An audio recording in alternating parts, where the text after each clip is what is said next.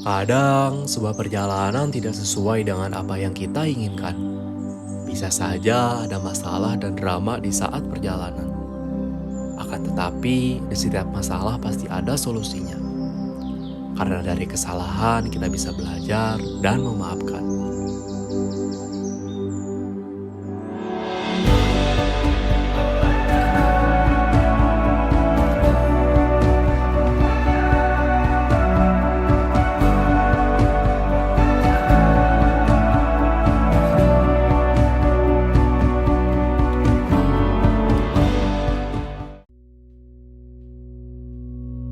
Hari ini saya berada di Pangalengan, Bandung, Jawa Barat. Karena pada hari ini adalah hari kemerdekaan Indonesia yang ke-78 tahun.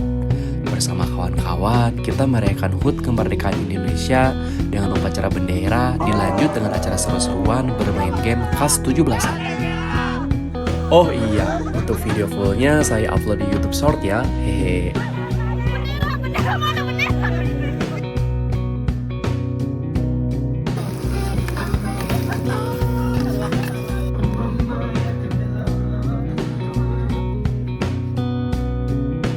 Sekarang jam 7.47.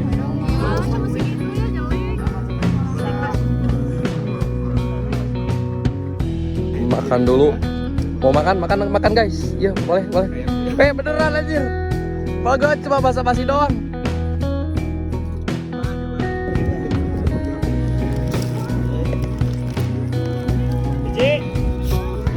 Dan sekitar siang hari acara pun selesai.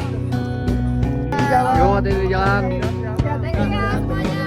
Ya, sama-sama. Dadah. Dilanjut sore harinya kembali ke kota Bandung ke rumah kawan saya. Konten YouTube.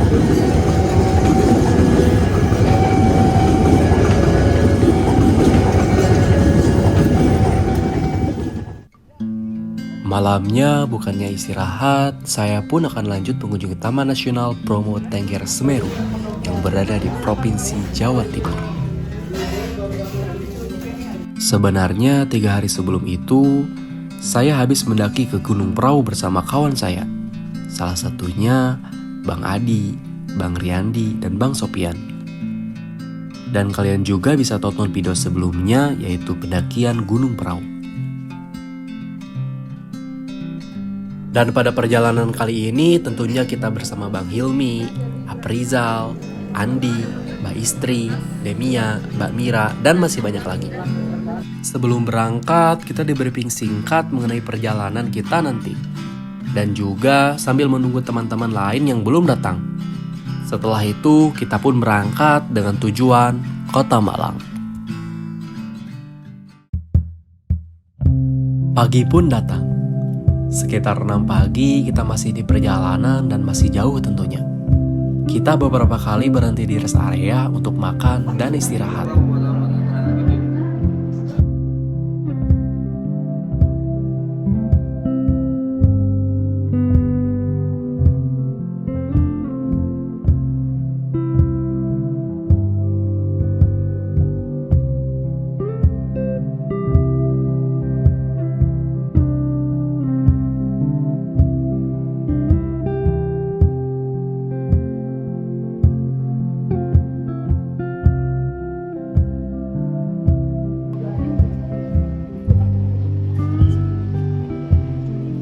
Kening. Itu siapa yang naruh stop kontak di sana?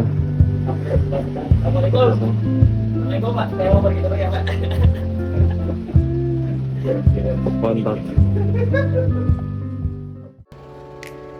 Sekitar sore hari kita sampai juga di Kota Malang.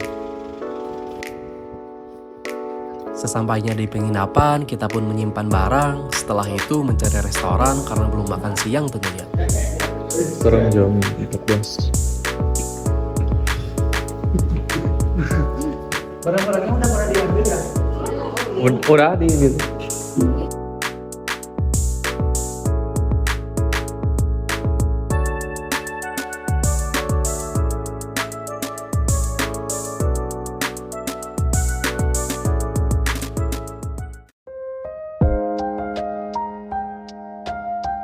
Pada malam hari, kita menuju pusat kota Malang untuk menikmati kulineran khas Malang. Sambil jalan-jalan dan ngopi-ngopi juga tentunya. Oke, kita makan.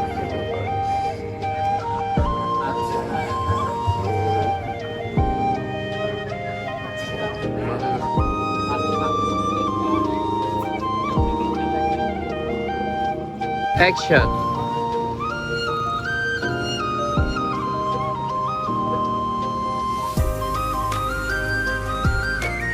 Di sini. Kumpulin dia sini tuh.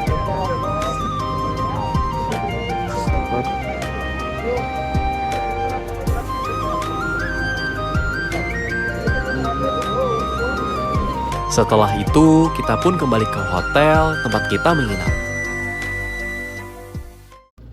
Pada dini hari, kita bersiap-siap untuk pergi, menahan rasa kantuk dan dinginnya malam. Oh iya, pada kali ini Bang Ejak juga akan ikut bersama kami ke Gunung Bromo. Kalian sudah pasti kenal Bang Ejak atau biasa disebut Bang Kumis, yang tampil di beberapa pendakian YouTube Pirsa Besari. Katanya sih jadi kameramen magang di atap negeri, hehe. Oke teman-teman, kita akan melakukan sunrise Gunung Bromo ya. Serius? Beli ini itu jualan apa ini? Ya, punya kamu. Balik kita, ciao.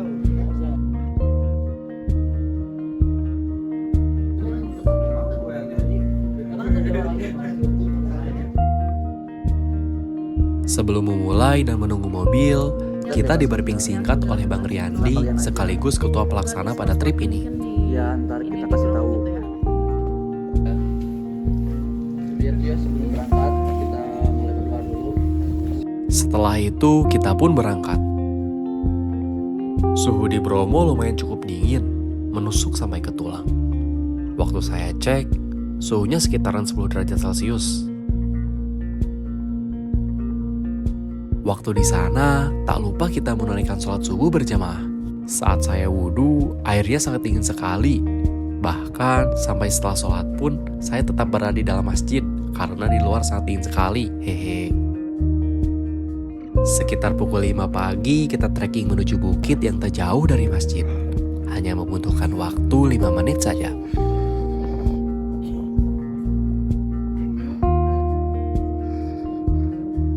Sunrise Gunung Bromo terlihat cantik dengan warna kuning keemasan. Ditambah Gunung Mahameru dengan kegegahannya yang terlihat tinggi. Terlihat banyak turis asing yang berkunjung ke Bromo. Rata-rata paling banyak turis dari Cina, Australia, dan Eropa.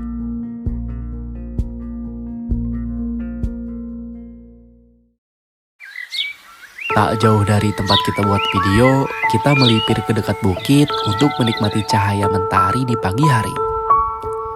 Sinar mentari menghangatkan tubuh bersamaan dengan angin yang cukup dingin. Akan tetapi, seiring berjalannya waktu, udara yang cukup dingin berubah menjadi hangat.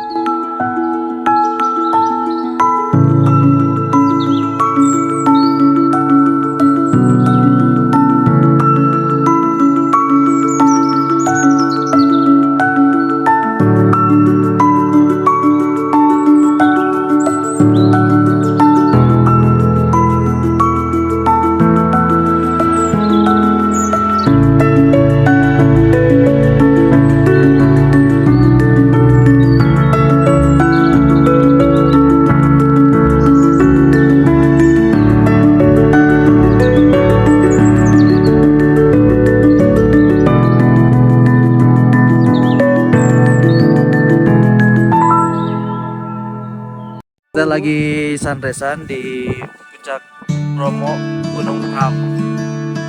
Halo guys semuanya. Gunung Bromo memiliki ketinggian 2.614 mdpl, merupakan gunung yang masih aktif di Indonesia. Bahkan, Gunung Bromo diakui sebagai warisan dunia UNESCO pada tahun 2023 dan diakui sebagai taman nasional ketiga terindah di dunia.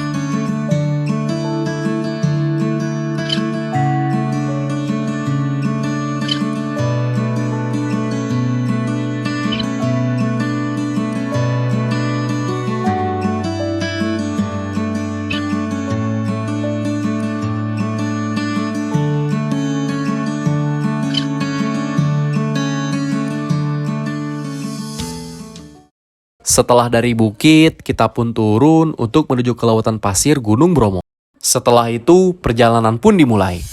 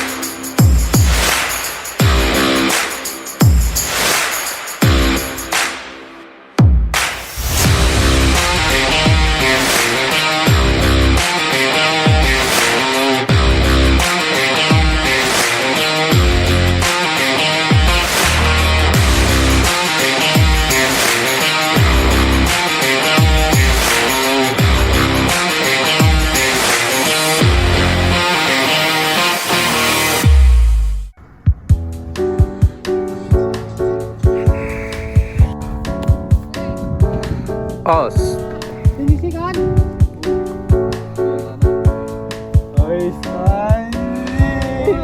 Merenang, merenang.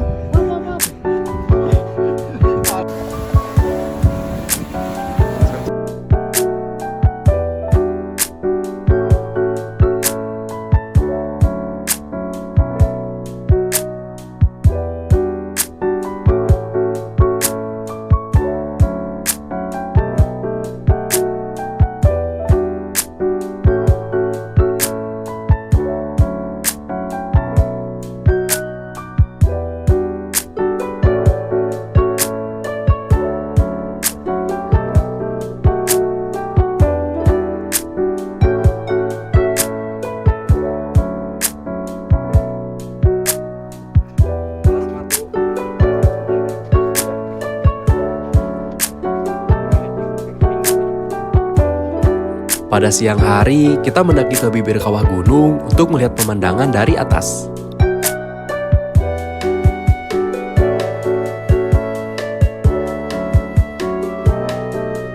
Untungnya, karena di tempat wisata, sudah dibuatkan tangga menuju puncak. Hehe.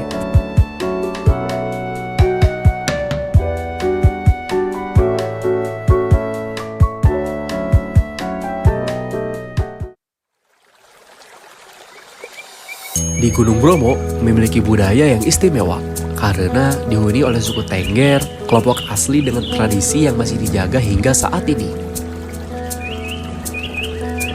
Salah satu upacara adat terkenal di Gunung Bromo adalah upacara Kasada.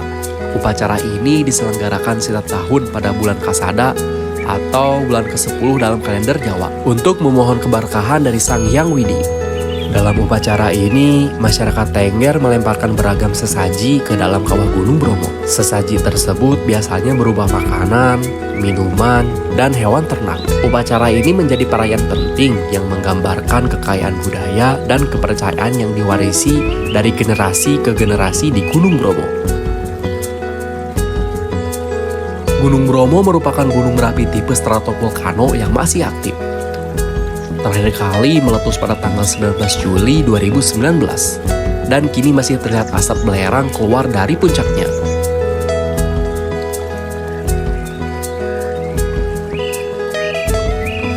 Letusan Gunung Bromo bisa diamati dari berbagai titik di sekitar kaldera seperti Bukit Penanjakan, Bukit Teletubis, dan Bukit Wido Aren. Meskipun masih aktif, Gunung Bromo masih aman untuk dikunjungi. Namun, kamu tetap harus berhati-hati dan mengikuti petunjuk serta aturan dari petugas yang berjaga di sekitar Taman Nasional ini.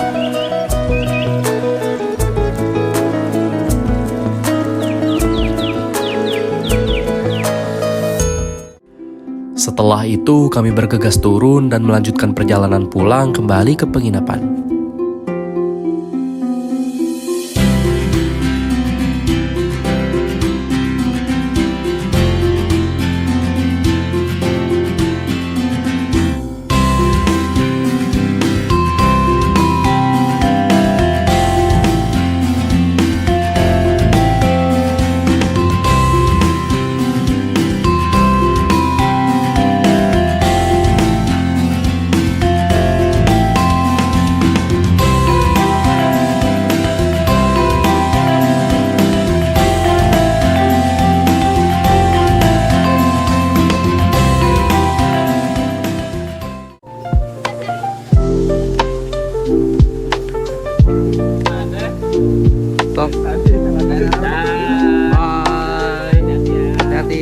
pantai.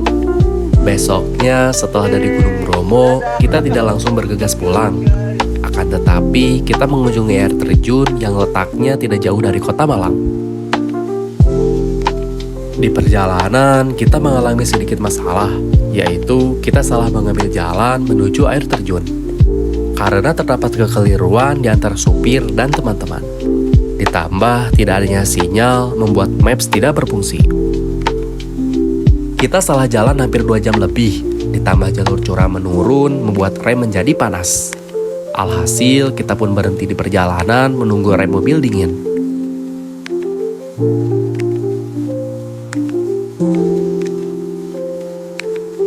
Untungnya ada warga lokal yang ingin membantu menunjukkan jalan menuju air terjun, dengan meminta bayaran tentunya.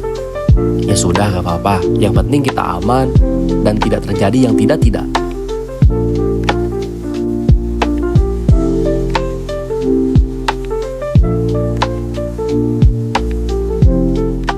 Akhirnya sekitar sore hari kita pun sampai di parkiran menuju air terjun Madakaripura. Tidak menunggu waktu lama karena sudah sore, kita pun bergegas menuju air terjun.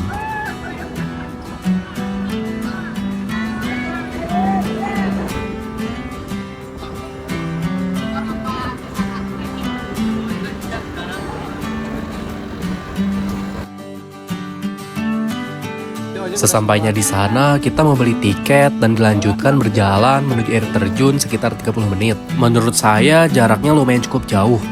Tapi semua itu akan terbayar lewat keindahannya. Jadi sekarang pukul 2.40, kita perjalanan menuju Madakaripura dengan lika-liku manusia-manusia dan perjalanan yang rumit.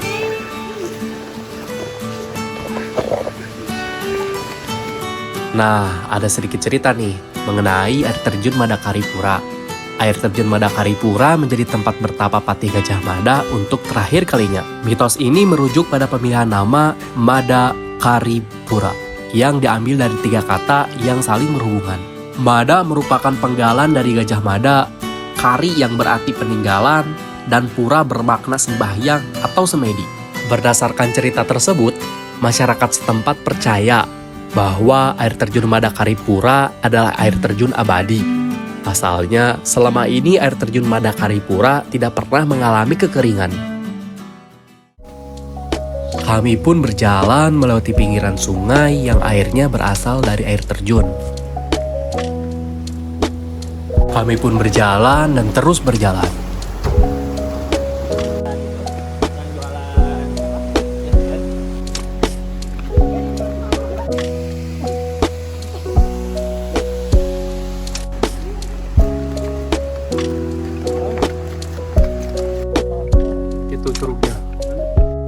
Sampai akhirnya kami pun sampai di sekitaran pos jaga. Di sini kita diharuskan memakai helm dan jas hujan. Kenapa harus pakai jas hujan? Karena kita akan melewati celah bebatuan dan air mengalir dari atas ke bawah tentunya.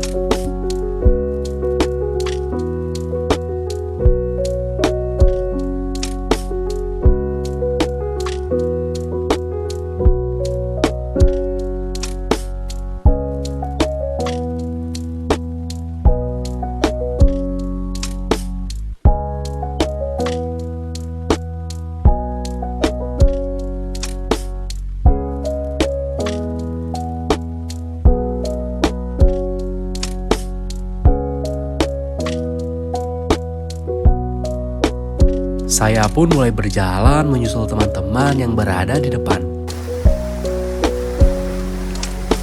Jalannya cukup sulit karena ditambah air dan bebatuan yang sangat licin.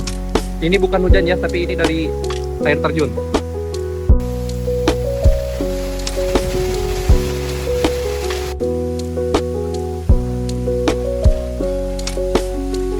Akhirnya tinggal sedikit lagi, hanya melewati jalan melipir bebatuan.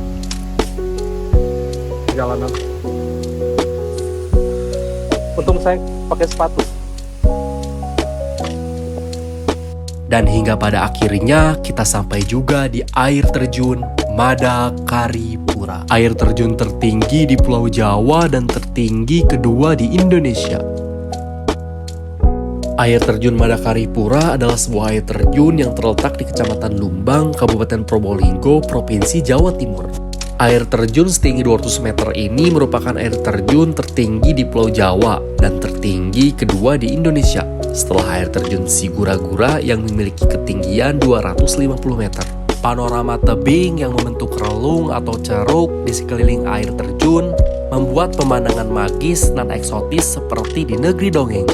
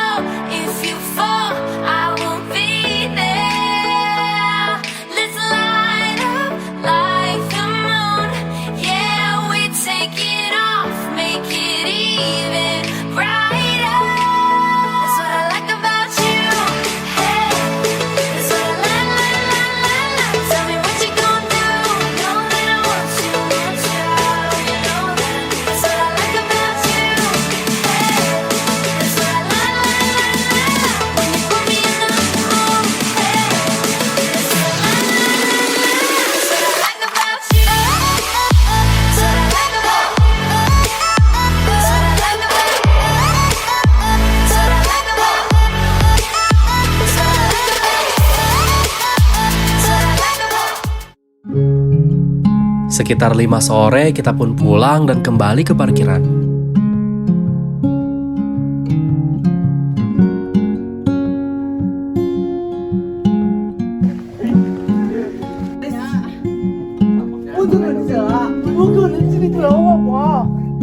Kemudian kita berkemas dan membeli sedikit oleh-oleh dan dilanjut pulang ke kota Bandung. Mari. Hidup itu seperti perjalanan. Yang penting bukanlah destinasi akhir, tapi cara kita menikmati setiap langkah dalam perjalanan. Dan pada akhirnya perjalanan pun selesai. Going top down in that old Mercedes, music loud, go ahead and hate me. Spare the nickel, I'll just keep the dime. Find ways to cut the fat, hot coffee and a Trident pack. Damn it, it's so good to be alive. Heroes come to save a mess. You sold those inside my chest and found a way to soak up all the stains.